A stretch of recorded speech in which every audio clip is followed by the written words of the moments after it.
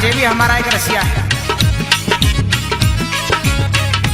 एक छोरा कह रहा है, ओ छोरी कहाँ जा रही है? ते आज भगवान कसम बहुत अच्छी लग रही है तू तो।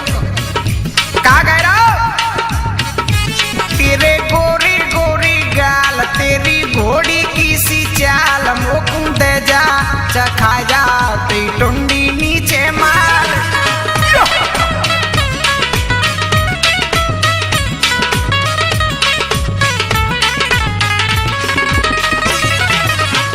और कहा कह रहा हो? तेरे गोरे गोरे गाल, तेरी घोड़ी की सी चाल, मोकुंद जा चखा जा ते टुंडी नीचे मार।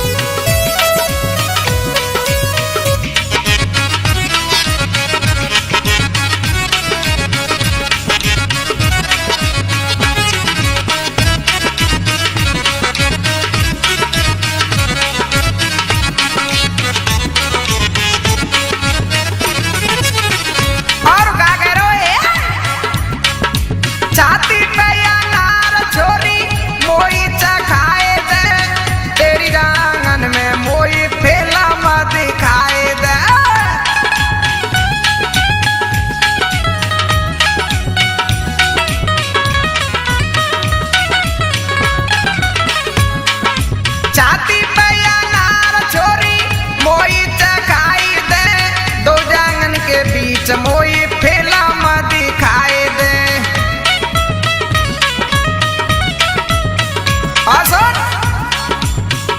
तेरे गोरे गोरे गाल, तेरी घोड़ी की सी चाल, मोकुंद जा चखा जा ते टुंडी नीचे मार।